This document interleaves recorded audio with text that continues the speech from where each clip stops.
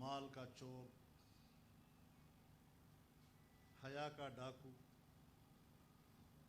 بد تہذیبی کا ماسٹر مائنڈ اپنے انجام کو پہنچا ہے، اور انشاءاللہ ہم نے اس کی سرکوبی کے لیے جس دل سے آواز اٹھائی ہے، ہم پاکستان کی مشکل کو جانتے تھے، ہم پاکستان کی آزادی و خود مختاری کو سمجھتے تھے، ہم اس کی قدر و قیمت کو سمجھتے تھے، اور ہم سمجھتے تھے کہ پاکستان کو ایک بہروپیے سے واسطہ پڑا ہے، مختلف رنگ بدل کر قوم کو دھوکہ دے رہا ہے، اور آج ثابت ہو گیا کہ نہ وہ صادق تھا، نہ وہ امین تھا، بلکہ سب سے بڑا بین الاقوامی چور ثابت ہوا۔ الیکشن کمیشن نے تو فارن فنڈنگ کیس میں بہت پہلے ہی ان کی اس چوری کو تشت بام کر دیا تھا، لیکن توشہ خانے نے اس کو بھی توشہ بنا کر ہی چھوڑا ہے، اور کتنے شرمندگی کی بات ہے کہ ہم کسی ملک کے حکمران کے سامنے من حیث القوم ہمارے سر جھک جاتے ہیں کہ ہم نے اس کے تحفے کو چوری چھپے بازار میں بیچا، اور پھر جس معیار کی وہ گھڑی تھی وہ دکاندار بھی حیران، واپس بادشاہ کے پاس پہنچے اور حیران کہ میری گھڑی بازار میں کیسی بکتی، قوم کے سر شرم سے جھکا دیے۔ الحمدللہ آج وہ صورتحال پوری قوم کے سامنے واضح ہو گئی ہے، فتنے سے نجات مل گئی ہے، حقائق سامنے آ چکے ہیں اور مزید آئیں گے انشاءاللہ العزیز۔ اور آج پی ڈی ایم نے اپنے اجلاس میں ملک کی معاشی صورتحال پر بھی غور کیا ہے۔ جس دلدل کی طرف عمران خان کی حکومت نے ملک کی معیشت کو دھکیلا تھا، اور ظاہر ہے جب دلدل میں آدمی پھنستا ہے تو پھر دھستا ہی چلا جاتا ہے۔ ہم نے گزشتہ 6 مہینے ایک انتہائی مشکل کا مقابلہ کیا ہے، ایک معاشی طور پر تباہال پاکستان کو واپس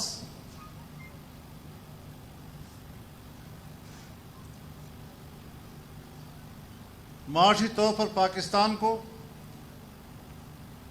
جہاں تک وہ پہنچا چکا تھا، قریب تھا کہ بین الاقوامی اداروں میں پاکستان بلیک لسٹ ہو جاتا۔ ہم اس دہانے پہ کھڑے تھے کہ ملک دیوالیہ ہو جاتا، لیکن حکمت عملی کے ذریعے آج ایف ای ٹی ایف نے بھی پاکستان کو گرے لسٹ سے نکال دیا ہے، اور آج کے فیصلے کی برکت ہے کہ پاکستان جہاں پچھلی حکومت میں دیوالیہ پن کے کنارے کھڑا تھا، بلیک لسٹ ہونے کو تھا، گرے سے واپس وائٹ پر لے آئے ہیں، اور پورے ملک کے لیے یہ بہت بڑی خوشخبری ہے۔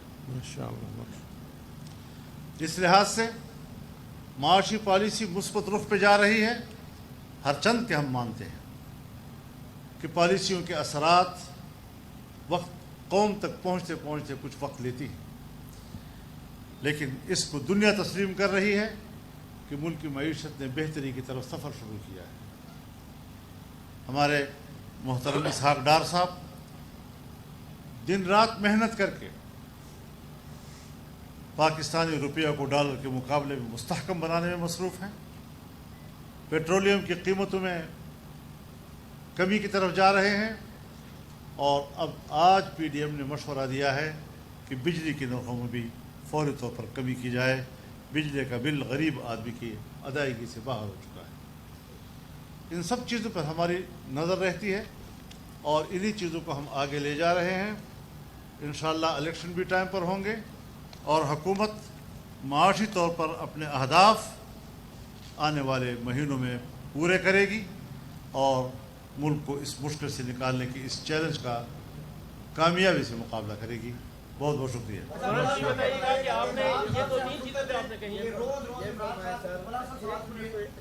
ایک ایک کر کے بھائی جان ایک ایک کر کے. مولانا صاحب یہ فرمائیں کتنی آپ لوگوں کو امید ہے کہ بحال نہیں ہوں گے عمران خان، کیونکہ مارکیٹ میں خبریں یہ بھی گردش کر رہی ہیں کہ بحال کرنے والوں کی بھی جو بحال کرنا ہے تو ان کی بھی کوئی ملاقات اس کا کوئی حال نہ ہو سکتا. دیکھیے میں کسی کو بد اعتمادی نہیں کرتا.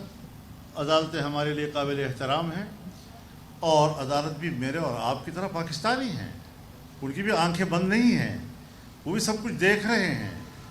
اور پاکستان کا جو گزشتہ 3-4 سالوں میں اس نے معاشی طور پر دیوالیاپن کے قریب کیا ہے اور ان کی جو کارکردگی اور سیاہ کرتوت سامنے آ رہے ہیں، کیا عمران خان عدلیہ سے توقع رکھیں گے کہ وہ ان کے کالے کرتوتوں پر اب پردہ ڈالنے کی رہ گئی ہے؟ میرے خیال میں ایسا نہیں. اچھا مولانا صاحب یہ بتائیے کہ آج فیصلہ آ گیا، جیسے آپ نے بھی بتایا کہ آپ کو چور کہنے والا آپ کہہ رہے ہیں کہ وہ چور ثابت ہو گیا. اب ممکنہ جو لانگ مارچ کا اعلان ہے وہ کہہ رہے ہیں کہ ہم اب کریں گے، تو کیا حکمت عملی ہوگی آپ کی کہ آپ وہ بھی ہو رہی ہے. کتنی مشکلات وہ آپ کے سامنے ہیں، تو عوام کو ان مشکلات سے بچانے کے لیے ممکنہ لانگ مارچ کو کس طرح آپ کریں گے؟ یہ تو وزارت داخلہ کا کام ہے. وہ تو اجلاس پی ڈی ایم کا تھا اور ہمارے وزیر داخلہ صاحب جو ہیں وہ تیار بیٹھے ہوئے ہیں. حکیم سلام اللہ صاحب نے اپنے نسخے تیار کیے ہوئے ہیں، کارآمد نسخے ہیں اور ان کا باپ بھی اسلام آباد کا رخ نہیں کر سکے گا انشاءاللہ. کیا جی امریکہ پاکستان کو دھمکیاں دے رہا ہے اور عمران خان کہتے ہیں یہ امپورٹڈ گورنمنٹ ہے. عقل دنگ رہ جاتی ہے اس کہ یہ عقل کہاں سے آئی ہے. میں ایک بات واضح کر دینا چاہتا ہوں کہ ایک اچھی علامت ہے کہ جب بائیڈن نے پاکستان کے خلاف بیان دیا، وہ پاکستان کو اس کی نیوکلیئر قوت کو ختم کرنا چاہتا ہے. عمران خان بھی پاکستان کی نیوکلیئر قوت کو ختم کرنا چاہتا ہے. دونوں کا ہدف ایک ہی ہے. لیکن فوج، بیوروکریسی، سیاسی جماعتیں، مذہبی جماعتیں، صحافی، ہر طبقے نے ایک قومی موقف کے طور پر جو بائیڈن کے بیان پر رد عمل دیا ہے اور اس پر واضح کیا ہے کہ ہم آپ کی ڈکٹیشن پر ملک نہیں چلائیں گے. یہ اچھی علامت ہے. یہی انداز آج اس کے مقابلے میں سعودی عرب نے بھی اپنایا ہے. سعودی عرب اور پاکستان کا یکساں موقف اسلامی دنیا کی تقویت کا باعث بن رہا ہے اور وزیر اعظم پاکستان بھی امریکی دباؤ کا پرواہ کیے بغیر اب معاشی طور پر نئے معاہدات کے لیے چین کا دورہ کرنے والے ہیں.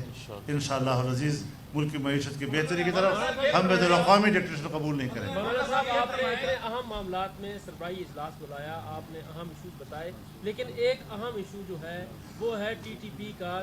اس وقت خیبر پختونخوا کی جو صورتحال ہے وہاں پر لوگ جو ہے وہ سڑکوں پر ہیں. کیا اتنا اہم معاملہ پی ڈی ایم کے اس اہم ترین اجلاس میں زیر بحث نہیں آیا؟ اس معاملے کو کس طرح سے پی ڈی ایم کی وفاقی حکومت حل کرے گی؟ کوئی تجویز، جیسے آج جبری گمشدگیوں کا ایک بل آیا قومی اسمبلی میں، اختر جان مینگل نے بھی اس کے اوپر اپنے تحفظات کا اعزاز کیا، اس حوالے سے کیا کہیں گے؟ میں آپ کو واضح طور پر بات کروں، یہ بڑا اہم ایشو تھا جس پر ہم نے بحث کی ہے، لیکن یہ ایک ایسا مسئلہ ہے جس کا تعلق سیکیورٹی کے ساتھ بھی ہے.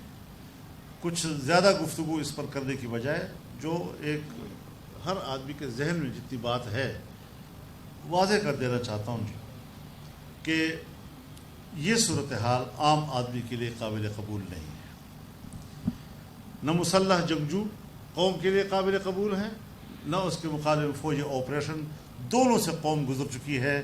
عام آدمی سوچتا ہے کہ اب مجھے اگر موت آتے ہے تو آئے، لیکن میں اس ذلت کو برداشت کرنے کو تیار نہیں ہوں جس طرح ماضی میں لوگوں کو اپنے ملک کے اندر مہاجر بنایا گیا، بچوں کو، عورتوں کو، ماؤں کو کس طریقے سے گھروں سے نکال کر دور دور کیمپوں میں ڈالا گیا، کس بنیاد پر جی؟ اور قوم سے کہا گیا کہ ہم آپ کو امن دے چکے، معاملہ ختم ہو چکا، سو کیوں پیدا ہوا؟ یہ صرف میرا مسئلہ نہیں ہے، یہ صرف آپ کا مسئلہ نہیں ہے، یہ صرف فوج کا مسئلہ نہیں ہے، یہ صرف حکومت کا مسئلہ نہیں ہے، یہ ایک قومی مسئلہ ہے جس کو قومی سطح پر ہمیں انگیج کرنا چاہیے سب کو، اور اس پر ایک مستحکم پالیسی، تاکہ ہم ملک کے اندر کسی خانہ جنگی سے محفوظ رہیں۔ مولانا صاحب یہ بتائیں کہ جو دو ضمنی انتخابات ہوئے ان دونوں میں جس طرح سے پی ٹی آئی نے زیادہ سیٹیں لی، بہت کافی، ابھی بھی 6 سیٹوں پہ وہ جیت گیا، وہ چیلنج کرتے ہیں کہ پی ڈی ایم کے جتنے بھی مین قائدین ہیں وہ میرے خلاف الیکشن لڑیں، کیا آپ ان کا چیلنج قبول کرتے ہم ہیں؟ میں سے کوئی بھی اتنا دیوانہ دیکھیے میری بات سنو، قرآن کریم کے آپ بھی میرے خیال میں طالب علم ہیں، اور یہ تو حافظ بیٹھا ہوا ہے آپ کے سامنے، اِن یمسسکم قرح فقد مس القوم قرح مثلہ، یہ جنگوں میں یہ چیزیں ہوتی رہتی ہیں، کبھی وہ گھائل گرا ہے، اتنا گرا ہے کہ اٹھنے کے قابل نہیں ہے، کچھ ہمیں بھی نقصانات ہوئے ہیں، اور اس کے اپنے اپنے اسباب ہیں، کس طرح صوبائی حکومتوں نے پولنگ اسٹیشنوں پہ قبضے کیے ہیں، کس طرح انہوں نے ہیلتھ ورکرز کو پولنگ اسٹیشنوں میں داخل کیا ہے، کس طرح ٹھپے لگائے گئے ہیں، وہ ساری چیزیں جو ہیں اب رفتہ رفتہ سامنے آ رہی ہیں، لیکن ہم اس پر ابھی کوئی زیادہ پولیٹیکل ایشوز کو نہیں بنانا چاہتے۔ ہمارے سامنے ایشو جو ہے وہ ملک کی معیشت اور اکانومی کو ٹھیک کرنا ہے، اور اس طرف ہم آگے بڑھیں۔ حافظ صاحب یہ بتائیے کہ ہر وقت جب بھی وہ فیصلہ آتا ہے سیاستدان ہی نائل ہوتے ہیں، پہلے یہ نواز شریف صاحب نائل ہوئے، پھر جہانگیر ترین، اب عمران خان، یہ سلسلہ رکنا چاہیے، اس کے لیے کوئی بیٹھ کے تمام سیاستدان کوئی حل نکالیں گے یا ایسے ہی چلتا رہے گا، جب بھی کوئی آئے گا تو آپ کو نائل کروا دے گا؟ بس وہ تیرگی ہی ہمارے نام حیثیات میں ہے۔ تو یہ دیکھیے، میں گزارش کروں، یہ ریت ختم ہونی چاہیے۔ میں کبھی اس کے حق میں نہیں ہوں، سیاسی لوگ سیاست کریں لیکن صحیح سیاست کریں، یہ نہیں کہ ہم حکومت میں آئیں تو پھر ہم دیانتداری کی بجائے مختلف مفادات کے لیے، سیاست نام کبھی اس کا نہیں ہے کہ مفادات حاصل کیے جائیں یا حکومت تک رسائی کے لیے چالاکیاں کی جائیں۔ ایک تدبیر و انتظام کے لیے اپنی توانائیاں بروئے کار لانا، یہ ہے سیاست کا نام، اور اسی حوالے سے سیاستدانوں کو اپنا کردار ادا کرنا ہوگا۔ جمہوری نظام دیکھیں ماضی میں بھی حکمرانوں کے خلاف سیاستدانوں کے خلاف عدلیہ کے فیصلے بھی آتے رہے، اور انہوں نے عدالتوں میں مقابلہ کیا۔ میاں نواز شریف کی ایک بڑی مثال ہے، زرداری صاحب کی مثال ہے، لیکن انتشار کی طرف کبھی نہیں گئے۔ لیکن اب جو ہے ملک ایک انتشار کی طرف جیتا جا رہا ہے، اس کو آپ کیسے دیکھتے ہیں؟ اسی لیے فتنے کو ختم کرنا ضروری ہے تاکہ قوم انتشار سے بچ سکے۔ کنواں صاف کرنا پڑے۔ پہلے تو عمران خان آیا ہے، اس کے بعد اب بیٹف سے آپ نے کہا کہ پاکستان گرے لسٹ سے نکل گیا ہے، ساتھ ہی آرمی چیف نے بھی بیان دیا کہ میں 5 ہفتے بعد جا رہا ہوں، یہ اس میں اتفاق ہے یا میں بھی اتفاق ہے؟ گڈ فرائیڈے ہے۔ دیکھیے، ہر ایک کا اپنا اپنا دائرہ ہے، اور اپنے دائرے میں سارے فیصلے ہوتے ہیں، ان کو آپ حسن اتفاق ضرور کہیں۔ آرمی چیف کے فیصلے کو کیسے دیکھیں جو انہوں نے اعلان کیا ہے؟ دیکھیے، جہاں تک ہے آرمی چیف کا مسئلہ، ہم کبھی بھی آرمی کے معاملات میں نہیں پڑھنا چاہتے۔ جس طرح ہم ان سے کہتے ہیں کہ آپ سیاست میں نہ پڑھیں، اس طرح ہم بھی آرمی کے معاملات میں نہیں پڑھنا چاہتے۔ ان کے اپنے رولز ہیں، اپنے ریگولیشنز ہیں، آئین ہے، قانون ہے، اختیارات ہیں، وہ سارے طے شدہ ہیں، اسی کے تحت ملک چلنا چاہیے۔ مولانا یہ جو آپ نے کہا تھا کہ نعمت دی ہوئی واپس نہیں لی جاتی، تو یہ کس نے کہا کہ یہ واپس نہیں ہوگی؟ کیا آپ نے کہا تھا جو نعمت دے دی جاتی ہے وہ واپس نہیں لی جاتی۔ یار خدا کے لیے، آپ صحافی لوگ ہیں، کبھی کبھی مذاق بھی کر لیا کرو، ہر بات کو سمجھ۔ بہت شکریہ آپ کا، بہت شکریہ جی، مہربانی۔